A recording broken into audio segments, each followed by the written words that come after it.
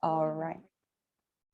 Awesome. Hey, everyone. Thank you so much for joining us and welcome to our webinar today. It's a hybrid world. I'm Faye, Jostle's content marketing strategist and your host today. We're super excited to talk about all things transitioning to hybrid, the important factors we should consider, as well as learning about your organization's challenges. With so much uncertainty, we're all still absorbing new considerations and changing our policies as situations unfold. Let's take a look at our agenda today. We have a packed session with hybrid work insights from Bev Atfield and Renee Safrada, but we'll make sure to leave plenty of time at the end for a dedicated Q&A session. We'll also be recording this webinar and we'll send you a follow-up email with any helpful resources. That being said, feel free to throw in any questions in the chat or the Q&A box throughout the time we spend together. I'll jump in with your questions or ask them at the end. And if you're comfortable with sharing a challenge that your organization is going through that's related to hybrid work, maybe our presenters can give you some tips. I first wanted to share some interesting statistics we found. From the Steelcase Global Report, 72% of organizations said that their way forward will be hybrid. And that's a significant amount of companies tackling this arrangement of hybrid work, which I believe is exactly why we're here to chat about navigating this model and things leaders have to bear in mind. And from our remote work survey Jostle did with Dialectic, an inclusive workplace training platform, the results really spoke to me on a personal level. We found that most people, up to 85%, experience social isolation, disconnection from workplace culture, and communication obstacles. I know that when I was virtually onboarded with Jostle, I was so excited, but also felt like I missed on a lot of the cultural interactions that the team had during the in-office days. And I definitely felt lonely working at home and sometimes even a bit shy to bug my manager with an instant message. But I do love working with my little dog though, so don't get me wrong. And there are good things about the remote side of things as well. Now that we've taken a look at some of these key statistics, I'd love to take some time and let our presenters introduce themselves before we jump right in. I'll hand things over to Bev for a quick introduction. Hi, everyone, and welcome. Thanks for being here. And thanks, Faye, for that very warm introduction. So I'm Bev Atfield. I'm the Principal of Workplace Science at Jostle. And I have two main responsibilities in my job. The first is to think about Jostle's own employee experience and the culture that we're creating there. And a big part of that is how we work together and where we work, and hybrid work is the way forward for us. So I'm thinking about this on an almost daily basis for our own team and how we put this into action going forward. And then I'm also thinking about out there in the world, what's happening for work. And the last 18 to 20 months have catapulted us into a completely different realm for the world of work. So very interesting times. And I've been spending a lot of time researching and exploring and talking to people about what hybrid means and how we're actually going to make this work for us under normal circumstances, not against the background of a global pandemic. So I'm very delighted to be here today and hand it over to Renee. Did you say normal? Did you say normal? I might have, which was a mistake, right? Is there a normal? I'm not sure. I'm not sure there's a normal. Hi, everyone. I'm Renee Safrada, CEO and founder of Vivo team. And what we do every week, every day, is we're working to help teams be great champions and to inspire future leaders. And what I know about this conversation is that all of our clients since the beginning of COVID have come to us and said, hey, Vivo team, you've been a completely virtual company for over 9 years now. What are you doing? How are you doing it? And how can you help us at a greater level? Because generally what we do is we're working with leaders and teams. But now what we're really starting to connect into is how are leaders really connecting at a deeper level with each individual within their team and making sure that people are navigating change. Because the truth is, and that's why I teased Bev on the normal, the truth is that every day is change and every day is unknown. I personally, and I can see from my clients, don't really know how this is going to unfold. And I'm sure a lot of you are in that same place. So what I'd love to ask everybody to do as sort of a kickstart, pop into the chat. How are you doing with this uncertainty? And maybe a little bit about where you sit in the organization. Are you a manager? Are you an individual contributor? Just so that we have a great think tank opportunity to make sure that this is relevant to you. And then Faye, I'll turn it back to you as those chats are coming back in. Love to hear from everybody.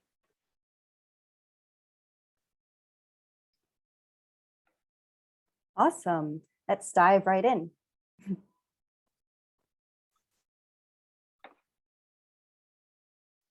So if we look at this whole idea of that Steelcase report and what people are most looking for in their workplace going forward, we understand that employees want most collaboration and team belonging. And I think, Faye, you did a great job at just talking about that right off the top. As well, focus and access to tools. But I think today we really want to connect in on this idea of how do we increase collaboration and how do we make sure that team belonging is happening for each employee so that there's not this sort of, we've heard rumor and we actually have evidence that this resignation tsunami is in play. We can all help with uplifting our own awareness of ourselves, of where we're at with that. And as managers and leaders, we can navigate collaboration and team belonging with the employees that we're working with. With regards to leaders, leaders are looking most for this idea of how do we collaborate?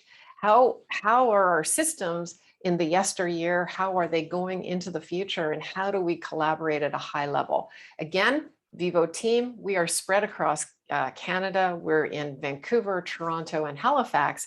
Our team collaborates at a high level, but we really had to do the work to get access to tools that fit the way we needed to collaborate. So we're talking about that today as well. And then socialization and learning. So what does that look like? Socialization and learning. Faye, over to you.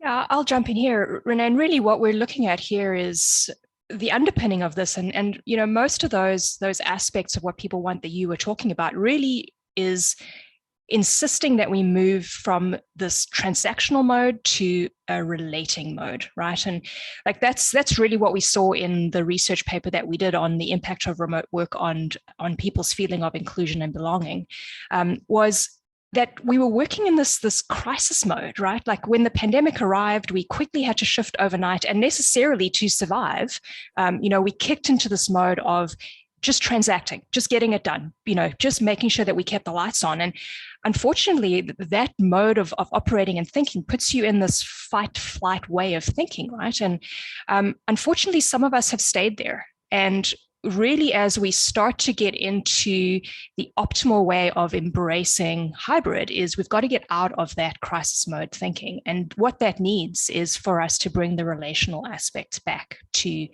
how we work together. And we've seen that at Jostle too. So we're the creator of an employee intranet. We're a tech company based here in Vancouver. We were not a remote company to start with. We had flexibility.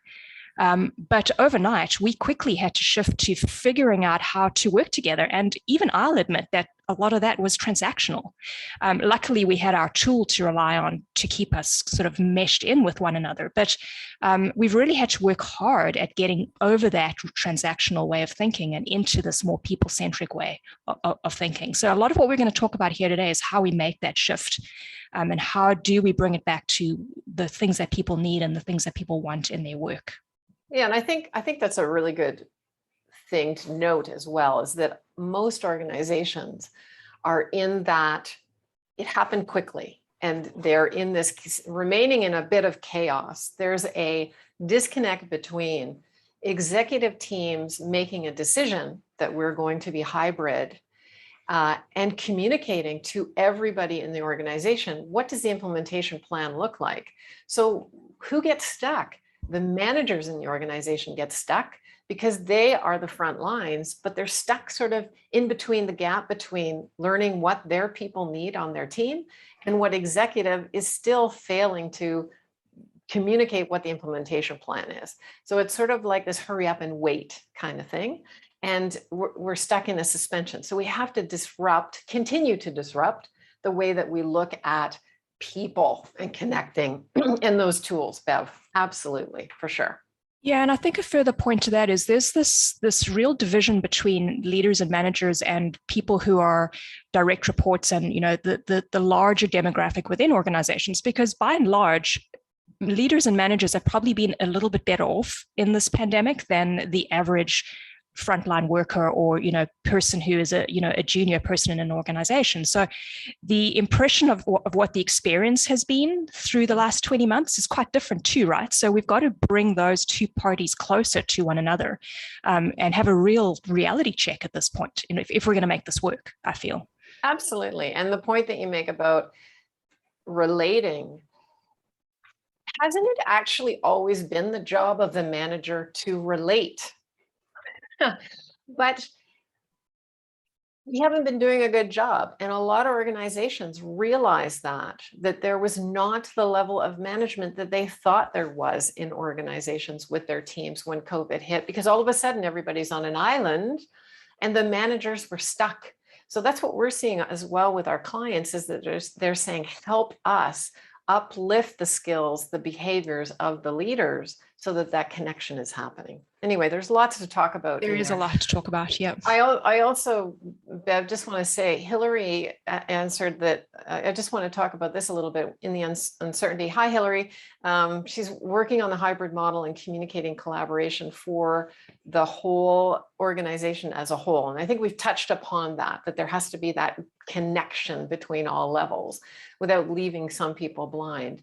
And Naomi, hi Naomi, is saying how to recreate walking the halls and getting to know people and hearing about projects by chance. There are methods where some people are doing that really, really, really well.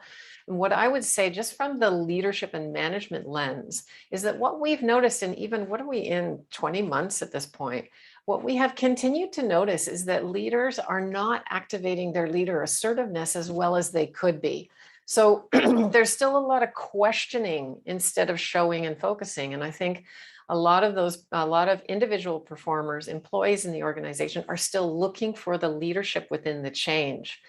Show me and focus me on, how do I create the walking in the halls? Is that we're having a party on Thursday at noon, or what is it? So again, I'm going to call out the managers and the leaders of being the people who need to listen to what the employees need and also need to assert themselves, because there's still a lot of tippy-toeing around this. Michelle says it's been challenging because there's been a lot of mixed messages across the different teams. Absolutely. How do you align teams? And again, pointing to that point of relating, listening, connecting, and then putting the right structures into place. Bev, you wanted to say something. Yeah, I was just going to comment on, all of these comments that have been made really do point us back to this people centricity that we have to bring back to the workplace, right? And like you said earlier, hasn't that always been the case, right? Yeah. Suddenly, I heard a beautiful analogy the other day of how unprepared some of us have been to actually accept that we need to be more people-centric in our organizations. And it was when the tide went out in March 2020, we realized who was swimming naked, right? So, a lot of people have been caught by surprise by this overnight shift and the things that leaders needed to shift in order to help people be okay through this process of change, right? Absolutely. And Brian just put in, there's an undercurrent of successful leaders leaning into the personal power, not positional power, which I love. And the shift requires vulnerability-based trust development, which I absolutely agree with. So there's a big difference. People talk generally about trust. There's a big difference between predictive trust, knowing that you're going to do what you said you're going to do in a timely manner, or that kind of thing, versus vulnerability-based trust. I'm having difficulty with this new situation. I don't know how to do this. And or I made an error. That's where we really start to see that relating based on what are the vulnerabilities within the people, because the truth is the people finish the projects, and we need to really manage the invisible balance sheet of people and connect it to structures. So some really good stuff there. Thank you for that. Bev, over to you.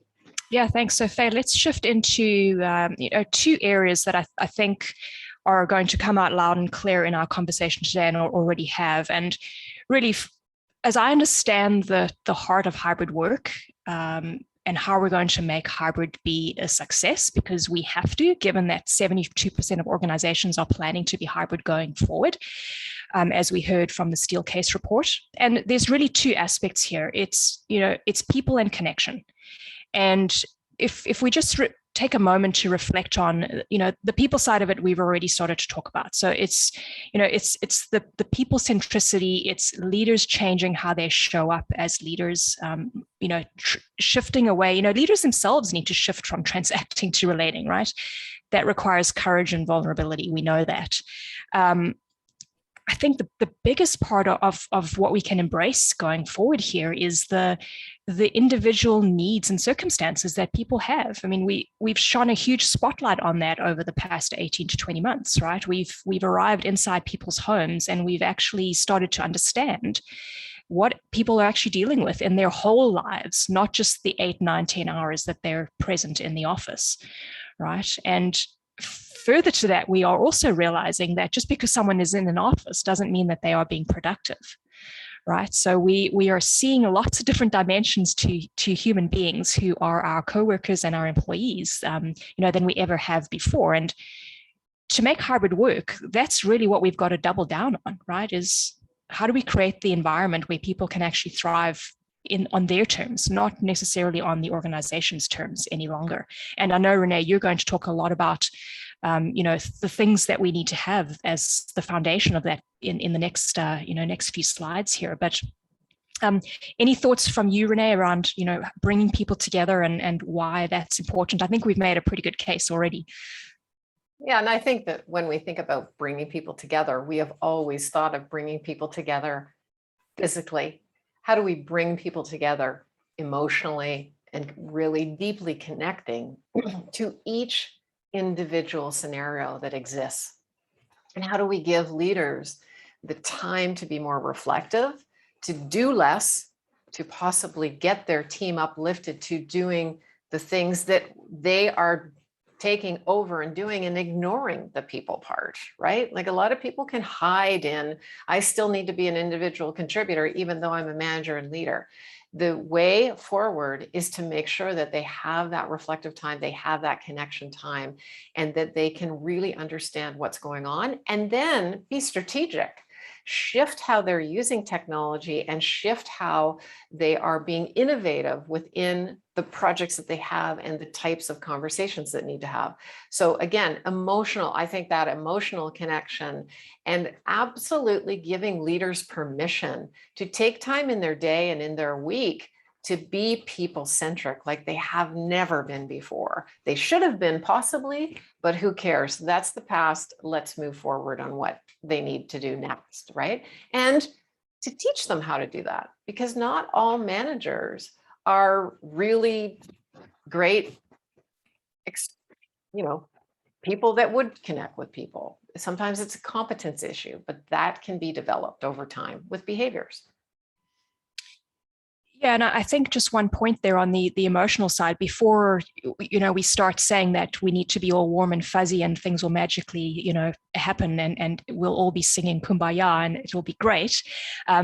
What we need to remember is that data is starting to surface around how good hybrid is for business and for the bottom line of business, right? Because it is when you're agreeing to offer a hybrid model, you are ultimately agreeing to offer flexibility and you are respecting and caring for individuals.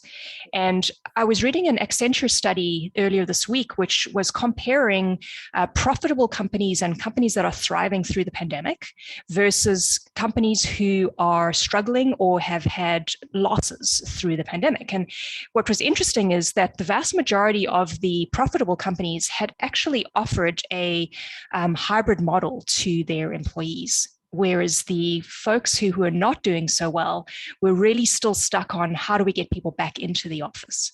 So, it's really important to keep an eye on all levels, right? Because this isn't just about, let's just satisfy employees and keep employees happy. It really is good for business. Renee, I'm sure you've seen that in your customer base as well. it's absolutely good for business. And I think that what we are hearing from the variety of clients that we work with is that it's about as well connection to the core philosophy. For example, we have some executive teams that are more interested in, I think, control than management. So they are less interested in what are the outcomes of the projects. They're more interested in the fact that I have bums in the seats, and I know that the bums in the seats look busy. And that again creates a disconnect, because again, the managers and leaders are like, wait a minute, I know Susie, George, and Jeremy have been very productive and they're getting things done, but that is an older thinking. So again, it's influencing change, navigating change, and understanding how teams, leaders, and executives can align to what is the core purpose, what's the core philosophy about how we're going to move forward to navigate the change. And that we're seeing within some of our customers, the older, more seasoned, let's say, executive teams have a different approach of they want to stay with what was normal. And that's becoming a difficult part for the frontline people to move forward and to get real results. And that's sad. But what do we do there? We have to, again, connect, relate, listen, have conversations, brainstorm on what could work, and be aware that this might change in another 3 months. Do it again. That's cool. That's a perfect segue into quickly touching on the connection piece. Renee, I know we have to keep moving here, but partnering with the people side of things is like the connection piece. Like what we really need to be looking for are those opportunities for people to be connected. And we have to think about connection differently to the way we used to understand connection, right? And you talked earlier about connecting on the emotional level, and what does it actually do for us when we start to think about things in that way, right? And that's going to require a big shift for leaders, shift for individual workers, shift for organizational structures, right? But we have to do that in order for hybrid to be successful. I think we also need to look at the different levels of connecting within organizations. So there's the social connection piece, which, it is something that we all feel that we're missing, right? Faye talked about that when she onboarded, right? She was fully remote in the beginning. She never had the sort of person-to-person connection with the rest of her team. What has she lost through that, and how do we help people actually regain that? Interestingly, though, I did read some interesting data just last week about how we're overemphasizing the importance of person-to-person connection for creativity and innovation. So it's really going to be interesting to see what happens in the coming months as we get more data. Because, do we actually need to be in person to have a degree of connection that actually lets us be creative together? So I don't know, Rena, any thoughts on that? Well, I think actually when we look at the different types of behaviors and the different types of personas, essentially, we start to get some of those answers, actually. So that's what I would say. That's a great segue to our next session. And Brian did chime in saying the shortest distance between two people is a personal story. And I really agree with that. Well, and we've got to find ways to help those stories be told, right? Like that's the crux of connection. Yeah, absolutely. Okay, so if we look back at the Steelcase report, which is a really interesting report where they looked at the 5 behavioral patterns of work from home employees.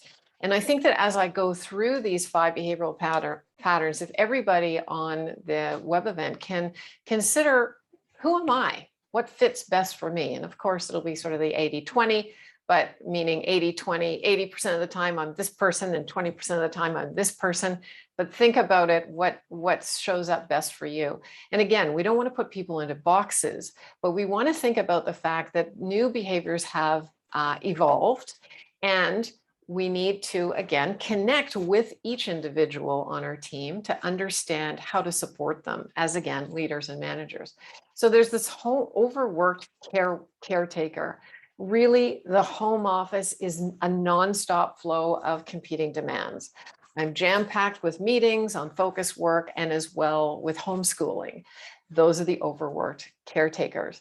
Their exhaustion and their guilt is piling up. Faye, not quite yet.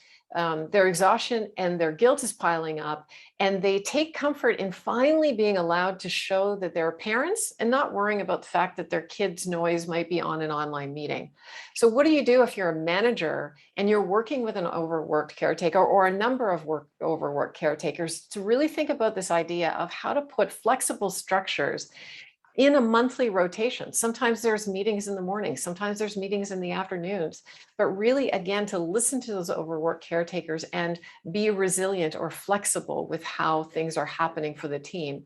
If you're the individual who's the overworked caretaker, how do you think about your emotional intelligence? Meaning this whole idea of being aware that there's a lot of stress and there's a lot of noise in my world, and I need to learn how to manage it. Faye, to the next personality. So we look at the frustrated creative networker. These are the people that home office is a suspension from normal life and work. They're conflicted about returning to the office. They spend most of their time coaching, persuading, influencing, and mentoring others. And work to them is done better in the office. I know Jovan's on the line, and that's what he would be shaking his head yes with. So these people don't think it's safe to return, and they've adapted well to meeting technology, but they work well from home, and sometimes they have actually shifted to now doing more individual tasks, decreasing their connection, influencing, and mentoring time. So if you're a manager and you have these people on your team, you really need to utilize your communication and you activate your feedback with them to get feedback from them on, is this actually better or is this not better? And for the individual, the same. They have to activate their communication to understand and to think through, have we lost something in the team, or is this a better situation? Faye? And there's the relieved self-preservationist. So the home office is really now the only place where I am safe. And their main concern is psychological safety. So from what they perceived as a hostile environment, they are now working from home, and it is a safe place for them. So they appreciate the fact that they are out of that noise and that stress. They're now less anxious, and they can focus on work and managing relationships at a distance. So again, managers really need to connect in with getting feedback and communicating with these relieved self-preservationists, because actually they could be the source of the blind spot of the organization. Really, was the organization that toxic? And if so, what do we need to do to decrease current and future attrition issues? So they become a source for the gems that we might not have been looking for. If you're an individual and you're thinking, yes, this is me, think about the fact of how can I continue to connect with people on my team so that there is deep cohesion on the team, because you may be losing a little bit of that. Next one, Faye. The isolated Zoomer. So the home office is a lonely cage, and we have seen a lot of evidence of this. So they live alone, and they may not have good self-imposed boundaries of how to keep a healthy work schedule. They'll return to work when the office says it's time to return to work. Relationships are important to them. So if you are a manager managing an isolated Zoomer, it's really important to lift up the priority conversations. So to build that structure for them so that you're helping them with that. And if you're an individual who feels that you're an isolated Zoomer, to activate that emotional intelligence and understand, what is my awareness to connecting with others and how am I going to manage it? Because the truth is, I'm still on a team. Last one, Faye, here. Last one is the autonomy seeker. So home office is really freedom. They're thrilled to work with their own rhythm. They have a sense of well-being. They can really braid together their work and their life events. And this feels good. This feels right. We need to continue to offer flexibility to these people. So if you're a manager and you have autonomy seekers in your groups, you might want to think about the fact that we need executors on our teams to get things done. So if they're really productive, why not? Why not look at outcomes instead of controlling what's going on for them? And for the individuals to think, hey, I am an autonomy seeker, but I do need to be connected to the team. What do I put in place to do so? So Faye's just put up a poll here. Oh. Let's see who's in the room. Yeah, What- after learning about all these types of behavior patterns, I'd love to quickly ask you which one you identify with the most. So check out the poll I just put up and drop us your answer. I see a lot of autonomy seekers right now. Yeah, I'm seeing myself in the autonomy seeker for sure. Something I've been thinking about though, as you were sharing those personas with us, though, Renee, is just like how critical it is for leaders to know their people, right? And not only knowing themselves and knowing their own default behaviors and preferences, but like, gosh, think about if you've got a team that is fully made up of autonomy seekers versus isolated Zoomers, or a mix of those. Like, it completely changes the game for how you manage and show up in front of your team, right? And how you care for those people. Absolutely. And I want to focus on this idea. The point here is not to put people in a box. We don't want to do that, but we want to look at the behaviors that those people are doing, whether good, bad, ugly, or beautiful, and how those behaviors connect with me as the leader or as other coworkers, because connecting and aligning behaviors is going to be where we get the results. So thank you, Faye. Here are the results of that poll. That's really interesting. Yep. Good. Yeah. So valuable to understand that autonomy seekers are the ones that are on the line. And this is where the organizations need to really think about flexibility. Flexibility being a key retention factor for organizations. I've heard also, I'll just sort of speak to that for the moment. We've heard from a lot of our customers what their flexibility plans are. It's pretty funny. Some of them are quite unflexible. They're offering flexibility, but it's like in buckets of 1 day a month or 1 week a year. You really have to sort of give your head a shake again and think about what could be different. To your point, Bev, about the study of greater productivity and bottom line results of providing this and coming into alignment with what the organization needs and our invisible balance sheet, the people that run the projects, what do they need too? There's a conversation that needs to happen, right? Yeah, it's an interesting point you raised, Renee. I recently wrote a blog article about how to write a hybrid work guideline or hybrid work policy. And in that, I shared some of the things that I'd been thinking about when we wrote the same thing for Jostle's hybrid work process or how we're going forward. And one of the things that I was thinking about is being very cautious about things that you believe are actually hindrances to hybrid work.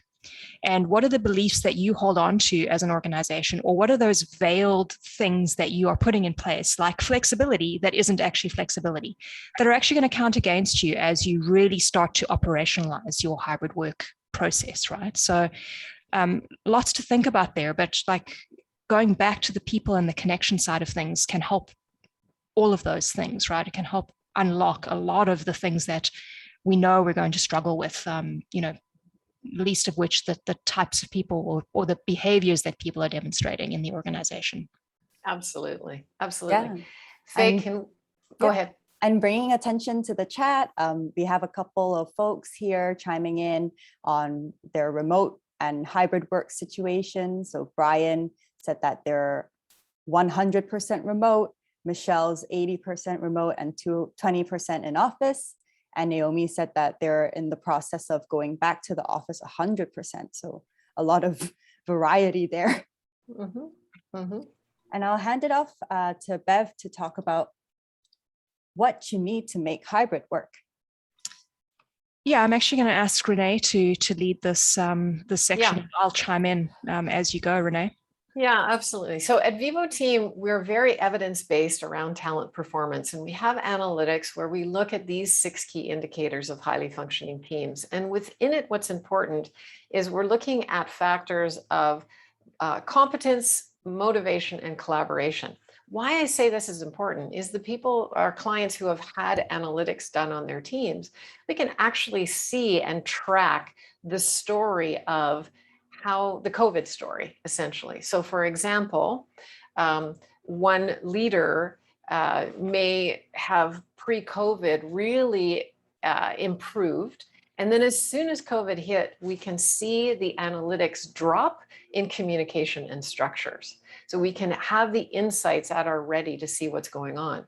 So if you look at this idea of how to make hybrid work against the 6 key indicators, what we're noticing again across our clients is the 4 most important are communication, which I think Bev and I have talked a lot about, this whole idea of emotional intelligence. We're hearing a great deal about mental wellness, mental fitness, and really ramping up a team or leader's ability to understand and have awareness, to manage their emotional intelligence, to have empathy for other, to have social skills to open up the conversation, and to be leader assertive on what needs to happen next. Bev, you mentioned earlier this whole idea of, it's not fuzzy wuzzy or whatever. We're not talking about fuzzy wuzzies here. We're talking about very professional, evidence-based skills that leaders and employees need to develop to be productive members of projects.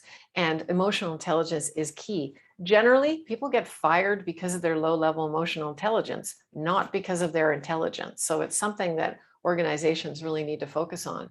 As well, I've talked a lot about interactive feedback when I was talking about the behavioral personas, those 5 personas.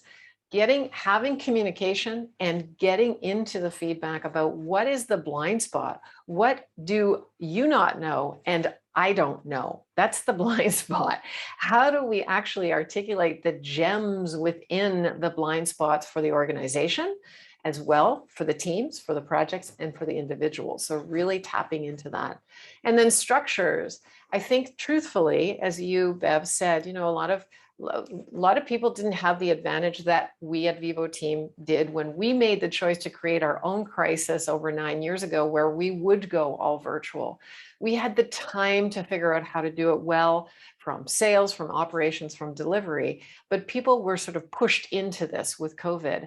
And sadly, I think that we're still seeing evidence that managers are not utilizing the innovation of technology in the way that they could to make meetings really productive or to make those connections really productive. Even somebody mentioned earlier, that whole idea of how do we recreate walking down the halls? You can do this. You need to get creative with how to do this, and you need to put some budget towards how to do this sometimes. Call in a sommelier and gets an Uber Eats account or whatever it is, but there's ways to just have socialization an active part of your structures. I'm going to say that accountability and cohesion are the lesser ones to look at of those, of course, important, but really focusing on those top 4 in hybrid and going out in hybrid is going to help organizations lift their results and measured evidence-based team performance, essentially. Anything that you'd want to add on that, Bev, or consider with what? Yeah, just a couple of thoughts. On the structure side of things, I was chatting to the CTO of Doist, and they are a fully dispersed company. They have been for 10 years. They have, they're a very trust-based environment, and they have obviously over 10 years developed some pretty good structure for how they run their organization. They too struggled when the pandemic arrived because their existing structure had to be altered to a different state of mind of their employees. Absolutely. And that's the key point here, is that we can't just take the old structure of an in-office environment and expect it to work in a hybrid environment, or the old structure of a fully remote organization is not going to be useful it might be a starting point, but you've got to adapt it, right? And I think one of the key points for me here, as you've been talking, is everything that used to be is potentially got to change, right? You've got to think about adapting and morphing and taking the best of what worked, but be really open to what we need to do to go forward into this new realm of work. It's not about just going back to the way that things were and making Absolutely. A change or two here and there, right? Like we are in a completely different realm of work. And what an opportunity, right? Like I prefer to look at it positively. It's exciting. And it's, you're absolutely right. This is a paradigm shift. we will look back on this 15 years, 20 years, and what pandemic will we be in then? I don't know, but we will realize this for our generation in the workforces, our 5 generations in the workforces right now, experience a paradigm shift. One of the things that I want to say, just as a little thought about that whole idea of really disrupting. So you were talking about structures. One of the things that we recognize was really helpful for leaders and managers to understand that then when they're working on some sort of Microsoft Teams or some sort of Zoom meeting, to decrease the desire that a meeting in a boardroom can be volunteer, meaning I participate in a volunteer manner in that meeting. Instead, the virtual environment, the paradigm shift is it's voluntold. So we demonstrate techniques for teams and managers to help bring the voluntold aspect. So I might say, Bev, over to you. That's voluntolding you. It keeps virtual alive because people aren't able to just sit and watch TV and not be on video, let's say. So we're really looking at, again, how do we help leaders assert at every level within that paradigm shift? So it's a lot, it's an aliveness. I realize that Faye has given us a time check here. No, we've been Bev, tapped so on the shoulder by Faye. Let's keep chat. going. Chit All right, chat. let's go into oh, my special nugget slide isn't there, Faye. I don't know what happened to it. But anyway, I had snuck in a special gem for us, but I'll have to just talk about it. So my leadership crush at the moment is Ted Lasso, and I don't know who else on the call watches Ted Lasso. Maybe give me, chuck something in the chat. But, really, as I've been thinking about, how we really get to grips with this change that we're living through right now, it's, taking that really optimistic approach that Ted Lasso brings to his leadership style, right? And just really believing in each individual and how we can actually bring people together for, not only the greater good of the company, but for the fulfillment of each of those people, right? So that in and of itself is a really good way to think about it. However, we've got to get to, where does the rubber actually hit the road with this? And that's where this whole idea of reboarding comes into play, right? And reboarding is one of those new terms that's been thrown around. Initially I understood it to be, it's a way to bring people who were remotely onboarded into this new realm of hybrid. And that makes a lot of sense, right? You want to introduce people to a hybrid way of working when they've been fully remote all along. However, I actually think we should view everybody in the organization as a new employee, someone who's never been part of this new realm, right? Because if we take that view, then we bring opportunity, fresh perspective. We don't drag the past into the future with us. And it really just gives us a place to start from that really puts everyone on a level playing field as well. So Renee, anything that you want to add there? I totally agree. And I think that this whole idea of reboarding is what we're speaking to change. It's giving opportunity for leave the past rules behind, leave the past control behind, manage the new way. And what does that look like? It may get messy, by the way, but that's okay. In the mess comes the newness, right? So I think that also it's tough for people to enter into a paradigm shift and not let go of control. Let go of control. Let it get messy. It will happen later. It will come together, but let everybody participate in what does it look like now. So reboarding everyone is really important. Reboard into the new.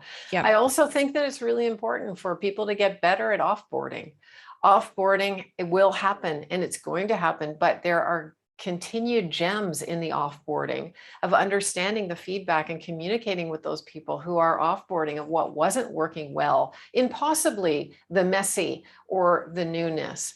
And it gives the organization more information to onboard and reboard continually. So this is going to just keep happening, right?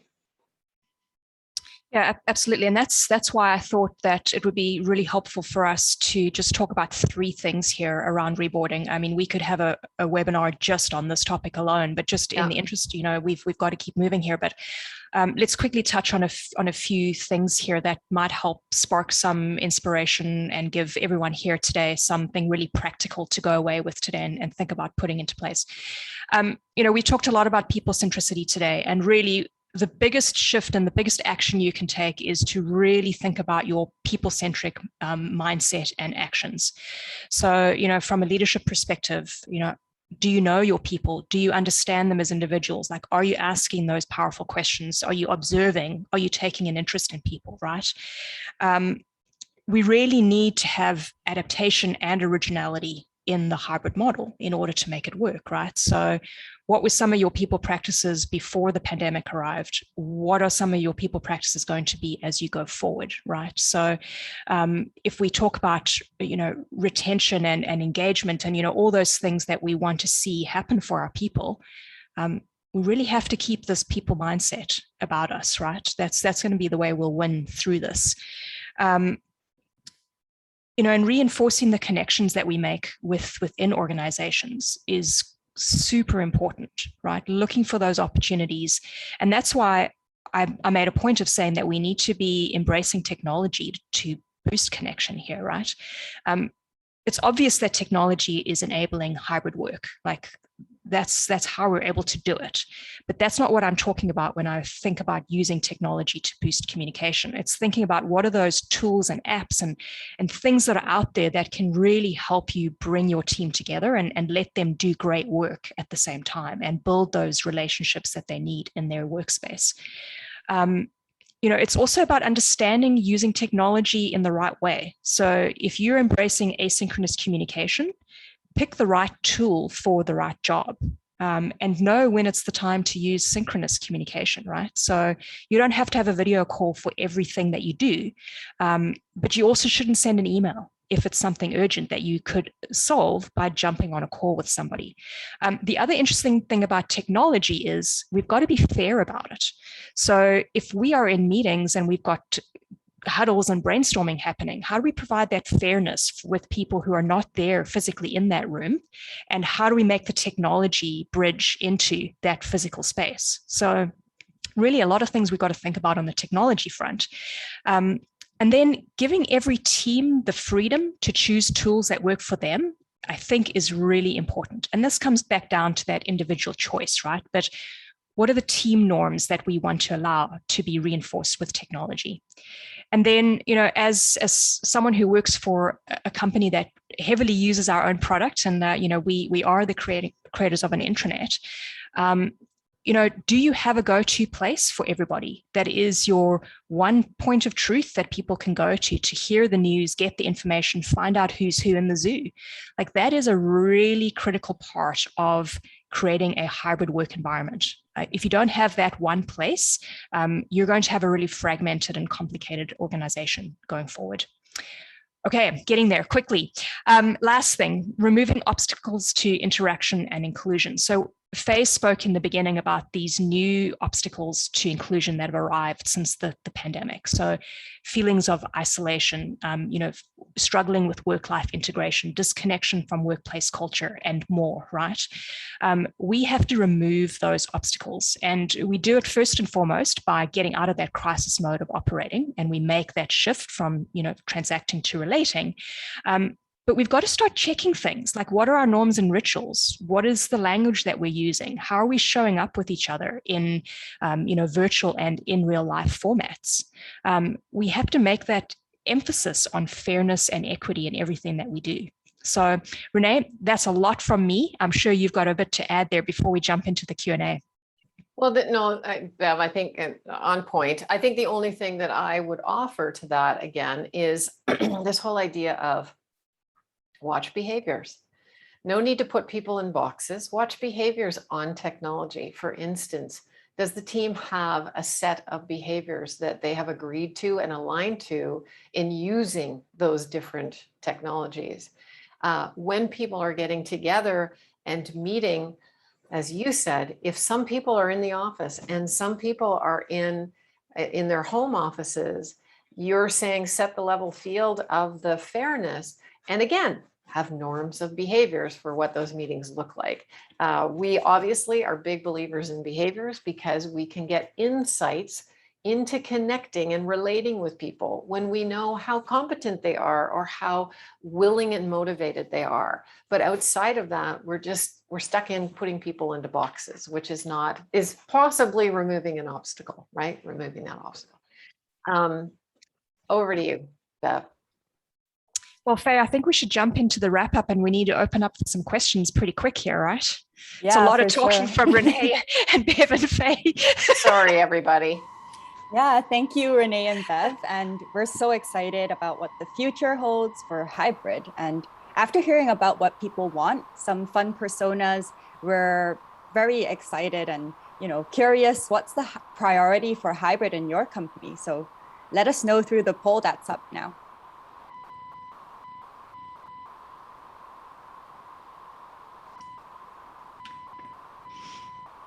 Sounds like we've got some, what's that called?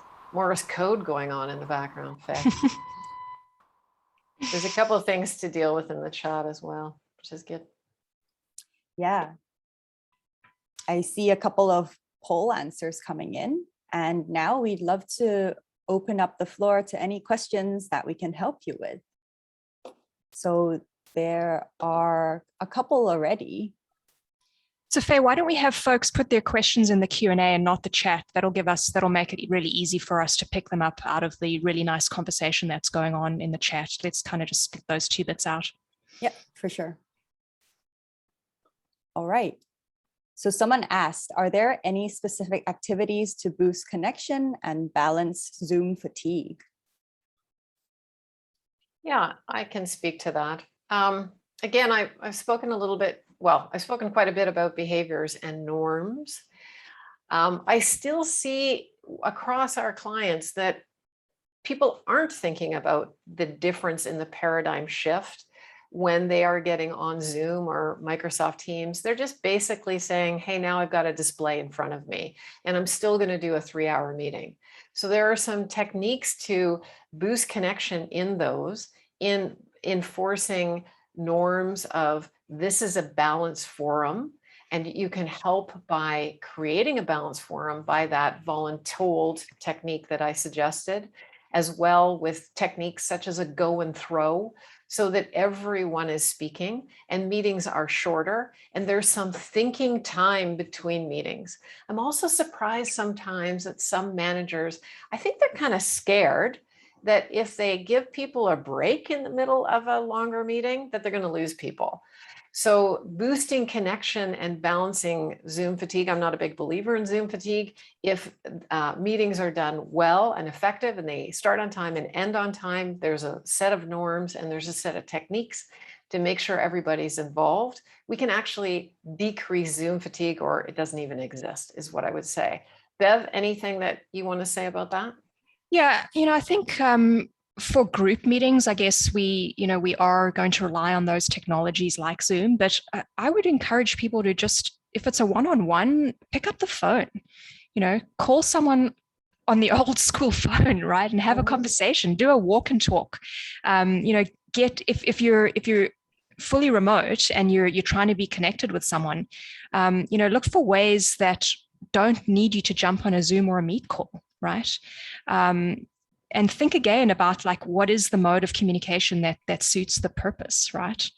I guess that I was just surprised recently when I started using telephone calls as a way to connect with people. And my default for the past year has been, oh, let's just jump on a Zoom call. But it's really refreshing just to pick up the phone. Mm-hmm. And it's interesting too, because you say that, and I probably have an opposite opinion, because I love seeing the person. I'm a baby boomer. I was brought up with the Jetsons, and I always loved the fact that they could talk on this sort of video thing. I thought that was really cool. So yeah, to each his own, right? So again, to that rotating and creating structures that are working for everybody in alignment is really, really important. And behaviors. We're doing a lot of work with people to help them decrease the length of meetings. Truth is, no matter if it was before COVID or in COVID, people have difficulties with meeting efficiencies, and it's a competence issue. They just haven't learned how to do it well. So we find that sometimes we can decrease time in meetings by 50% within a few couple sessions of just teaching again norms and behaviors and what that can look like. And I find too that then people are more refreshed because they can get to the good works that they need to get to. And often, well, I'll just say this one other thing, is that whole idea of decreasing Zoom fatigue. How many people have you got in your meetings? Like, really? Can't some of these people be informed in the meeting? Are we just being nice because we've invited everybody? Or can we actually look at, hey, we could create a more effective meeting with fewer people and inform the others? So there's lots of structural techniques and technology techniques that we can use to help. Bev, I'll throw it to you. There's another question here. Yeah, so Faye, should I just take the next one that came up? Yep. So we had a question around what are organizations doing to involve their people in finding answers to these issues that work for those remote, and how to maintain creativity and innovation in these times. Yeah, so those are probably two separate points. I think those organizations that are asking questions and that aren't pretending to have all the answers are probably going to be a little further ahead of those who are, just supposing or assuming things. I think asking often and preparing to change often, whether you do that through a survey, whether you do it with your intranet, whether you do it with, polls in Slack, whatever tool you use, to communicate, I think you've got to be asking for people's opinions and learning from those that have done it well, whether they're remote or fully dispersed or hybrid. But a key disclaimer there is that learn everything you can from others, but remember that your circumstances are unique to you, and you've got to really put something into place that works for your people. So, Renee, anything on your end for that? I know we're getting close to being out of time here. Nope. I'll just quickly add about how to maintain creativity and innovation in these times. So at Jostle, we were, as I mentioned earlier, we were fully in-office organization prior to the pandemic, and we really thought that our creativity rested on us being in person. And we've really disproven that over the past 18 to 20 months. And we've used a lot of different technology to help us with that. So virtual whiteboarding, different tools that allow us to connect with each other in meetings. Using the Zoom breakout rooms is a great way for us to keep creativity and innovation flowing. And then cross-pollinating teams. So, get people to be huddling with different teams so that they can actually understand what other people are doing within the organization and which teams are doing really well in these times, right? So, Renee, how about you? Creativity, innovation, anything come up? Yeah, I think that what you're saying is really, really important when you talk again about the using breakout rooms. One of the biggest things that we're recognizing is the paradigm shift of how do you have a conversation when you're in a boardroom versus how do you have a conversation in a breakout room? What's the time allotted to that? What's required? How do you go and throw so that you have a balanced forum? How do you even then come back to the larger group to inform the rest of the group of what just happened in those 5 siloed breakout rooms? So again, behaviors and techniques help foster creativity. It gives the foundations for the creativity and innovation. That's what I would say on that one. Yeah, absolutely. Unfortunately, we're going to have to end it there. Faye, let's move into just the closing slides here, and wrap us up here. This 59 minutes has just flown by, right? Yeah, always. But thanks for being here, everybody. I mentioned at the beginning that Jostle is a piece of technology. We are what we consider the go-to place for distributed employees and helping everyone stay connected and keeping their finger on the pulse. I would love to chat with you if you'd like to learn more about what Jostle is doing to build our hybrid environment and how our intranet and technology is actually helping facilitate that. You can also start Jostle for free, and we'll include this link in the follow-up email that'll come out to you with the recording. But please reach out to me if there's anything I can do to help you in your hybrid endeavors. And over to Renee. I love that. Bev, because we're going to be in distributed teams for so long. Like just knowing that you can start to really get learning on that is fantastic. So I think at Vivo Team, what we've talked about is this whole idea of evidence-based analytics to help understand how teams and leaders are aligned and connected. So if you've ever been in one of those 2-hour meetings, it's gone on and on and on and hasn't stopped at the 2-hour meeting, you can start to do the math on how much this is really costing you. So the stuff adds up. And we'd love to help you understand where things are costing you money and how you might be able to put some practical models or tools in place to help out. So if so, do our demo. It'll take you 2 to 3 minutes and we can start to have a conversation about that as well. Love to help anybody who's out there. Thank you so much, Renee and Bev. I've definitely learned so much from you two. And yeah, thank you so much for joining us for this hour, and we'll see you in our future webinars. Thanks, everyone. Thanks, everyone. Thanks, Faye. Have a great day.